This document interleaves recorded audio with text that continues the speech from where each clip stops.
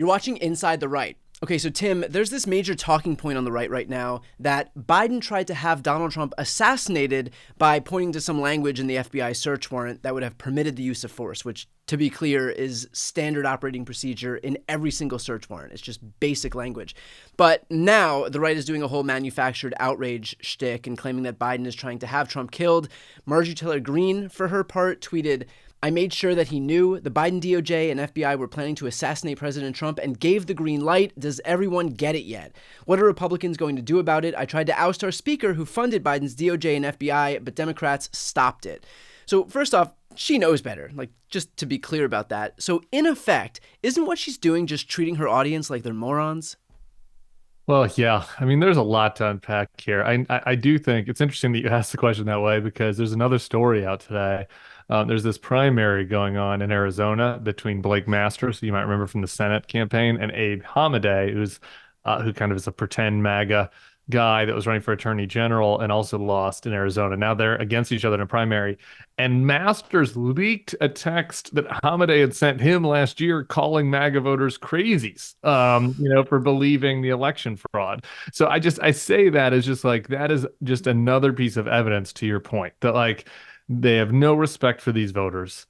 They do not care about them. They think that they're stupid and they think that they can pass over this stupid shit. Like this idea that that Joe Biden called an assassination hit on Donald Trump in Mar-a-Lago is absurd, and we can get into some of the details of what actually happened if you want. But I think so I think that is a true observation that MAGA politicians think MAGA voters are dumb, and I think that maybe people don't appreciate the extent of that.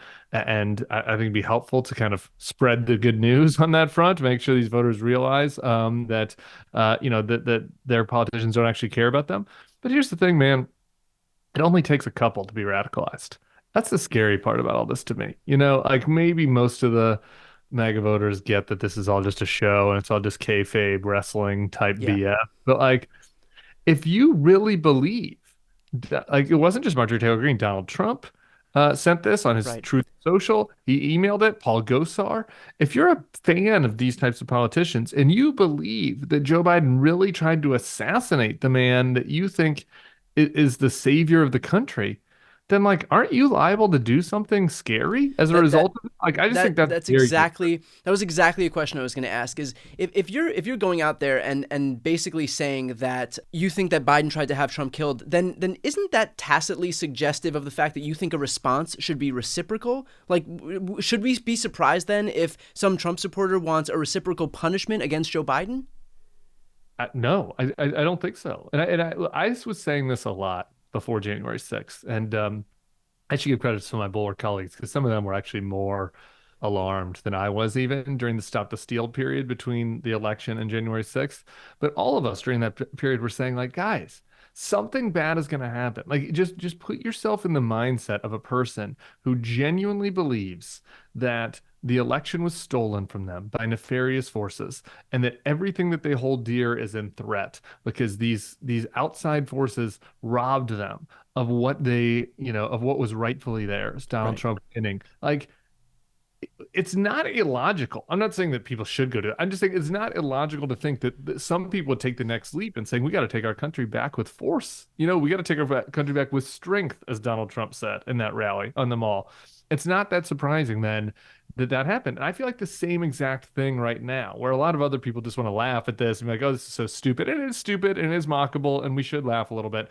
But the serious side of this is man, if you really believe that Joe Biden's trying to assassinate Trump, well then is it not illogical to think that you might need to do something, that you might need to Right. take matters into your own hands? I don't know. I don't, crazy people, you can't always rationalize with logic, but I think it's a very dangerous game. And these guys are playing with fire and they kind of know it.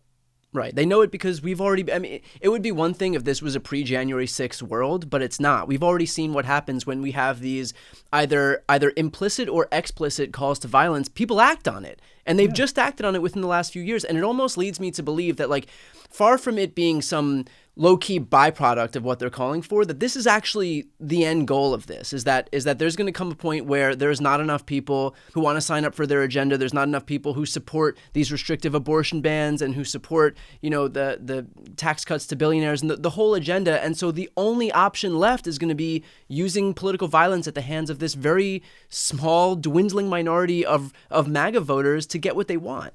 Yeah, let's go even darker, because this is something I don't know if we talked about the Daniel Perry parting No, inside no. the I don't know if we have. I've been obsessed with this because I don't think the people are outraged enough about it. Greg Abbott, for people who don't know, pardoned this guy that drove his truck into a Black Lives Matter protest, and he shot a protester, a white guy that was carrying a gun legally. It's Texas after all; he can carry a gun, and he was there with his wife, who's black, at this protest, and Perry kills this guy, Garrett Foster, in cold blood, shoots him 5 times. The guy never raised his gun. And he'd previously sent texts about how he hates Black Lives Matter protesters, how he hate, and racist stuff. He'd send in texts, showed it was premeditated, that he wanted to kill these people. And Greg Abbott, the Republican MAGA governor in Texas, pardoned him, despite the fact that he was convicted by a jury of his peers, for this murder. And that is sickening on the merits, but just to kind of tie all this stuff together, right? It's like if you think if you're a MAGA right-wing ideologue and you think I I can go do violence and they will pardon me. Greg Abbott has already showed that he will. Donald Trump has said he'd pardon the January 6th protesters. Basically become a litmus test for any of these VP candidates. Yep. Then what they're doing is creating this environment where like you have carte blanche to commit domestic violence. Like they're giving you the kindling and lighting the kindling, with all these like insane talk about assassinations and all this other stuff.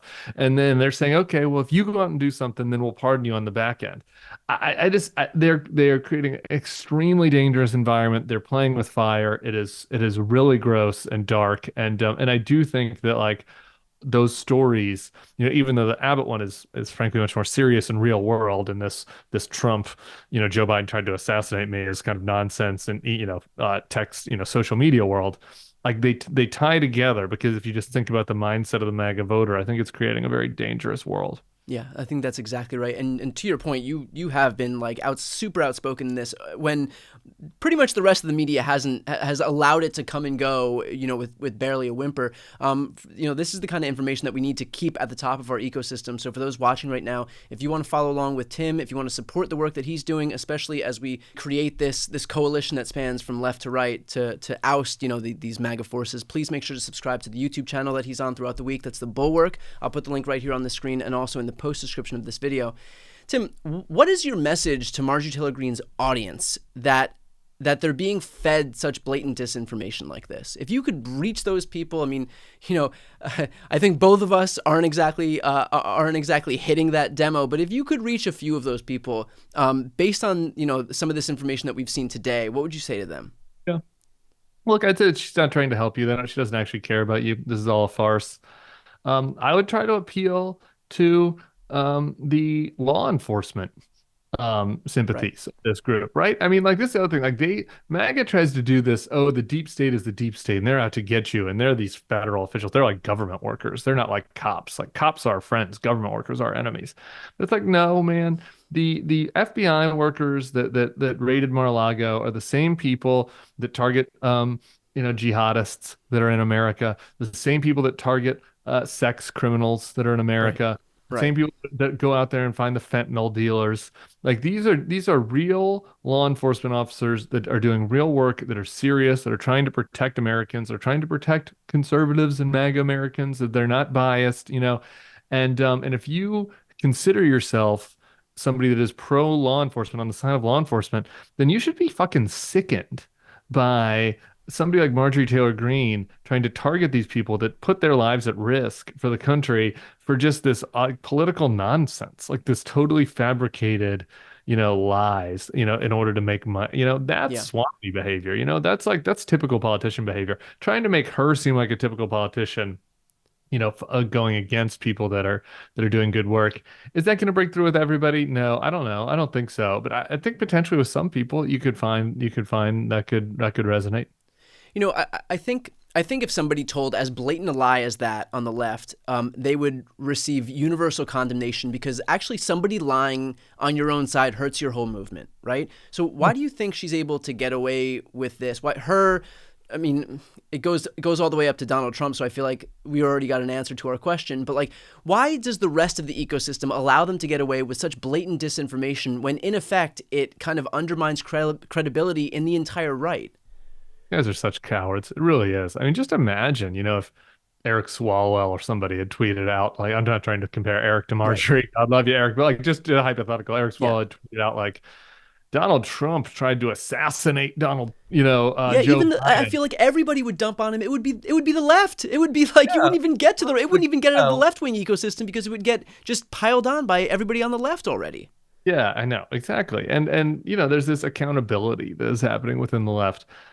That used to happen on the right. It's not like the right was ever perfect, but it used to be that. And now they are all so scared.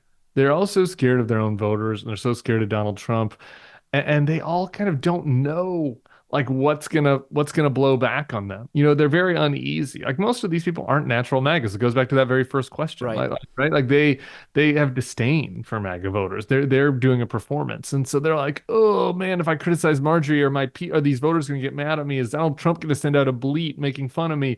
Then am I gonna lose my primary? It's just because they're all scared, and that's what drives a lot of their actions, really. I mean, you look at somebody like Elise Stefanik, who is just so. I mean, she had a terrible moment this past weekend where she was called out on her basically her independent bona fides when she first came into Congress, and how she actually stood up and push back on a lot of the things that Donald Trump said, like even the Access Hollywood tape, some of the more egregious things that Donald Trump did. I mean, you don't need to be like a soldier who stormed the beach at Normandy to have the courage to just say that Donald Trump's what he said during the Access Hollywood situation was bad, right? And even that stuff, she just wouldn't own up to any of it. She just has to be like full, absolute sycophant. And that's basically the way things seem to be going. Yeah. Well, at least it's, I mean, just the prime case of this. Right. At least people are like, it is like the Elise situation is so crazy because she refused to even say Donald Trump's name into like the second year of his presidency. Like Yeah. she was like, and she was like me. And she was like, she wasn't speaking out, but her private views about Donald Trump were like indistinguishable from mine. Yeah. She had a very moderate Republican on the issues. And it just flipped. Like she realized in order to survive, she had to just go along with it. And she flips like on a dime in the middle of his term. And so I think that's instructive because it shows that like these folks have all learned the lesson, an incorrect lesson in my opinion, but what they think, the lesson that they think that they've learned is that they need to toe the line on everything to survive in MAGA world. And so the people that aren't willing to do that, they evacuate. You got Yeah. your Mike Gallagher, some of these congressmen that are just like, I'm just going to quit. Right. Or you have, the good ones like Kinzinger go down in flames, go down firing on their way out. And then the new people that come in all are, have been trained in a Trump era where Right. they don't, kind of leave the party line at any point. So it's gotten kind of, way it's gotten worse and worse every year in that Yeah. like year goes along, the parties become more and more MAGA and less willing to buck these sorts of kind of extreme lies and conspiracies. And I'm glad you said the lesson that they think they learned, because in effect, if you look back at 2022, the last midterm cycle that we had, all of the people who aligned themselves most closely with Donald Trump actually lost. I mean, Right. Republicans overperformed, like normal Republicans, moderates, quote unquote, moderate Republicans overperformed in places like New York. But if you look at Dr. Oz, Herschel Walker, Doug Mastriano, Don Bolduc, Carrie Lake. I mean, all these people kind of created themselves in the mold of Donald Trump. These people were all rejected at the ballot box. The problem is that when you have a few people who do get through, that becomes the new normal in the party. And so you have to, either be like that person or risk a primary challenge, like you said, at the hands of Trump. So, whereas most of these people won't get through, the ones who do continue pushing the party farther and farther to the right. Yeah, I wish more people tried to do it the other way because I do, and maybe some liberal viewers wouldn't like that because it would be more Republicans won. But like I do, I think that they have fooled them. I think this is the easy way out. they and it's the path of least resistance. If you just go along to get along, then whatever. I'm not gonna have to deal with Trump's bleats. I'm not gonna have to deal with MAGA people yelling at me when I'm at the grocery store or at the airport like Yeah. Lindsey Graham did. And so now I just go along to get along. But I do think that there's evidence, if you just look at the elections, that Republicans who did distance themselves from the craziest stuff did better. Yeah. And The it's the just problem is they don't even have enough strategy to recognize that to get themselves out of a primary. And so what you're left with is these like true believers or people who pretend to be true believers, but you have the Kerry Lakes of the world. So of course we'll continue to follow along with this stuff, especially with these Republicans, parroting dangerous rhetoric like this rhetoric that Marjorie Taylor Greene is saying right here. With that said, again, for those watching right now, if you want to support the work that Tim and his team are doing, please make sure to subscribe to The Bulwark. I'll put the link on this screen and also in the post description of this video. I'm Brian Tyler Cohen. I'm Tim Miller. This is Inside the Right.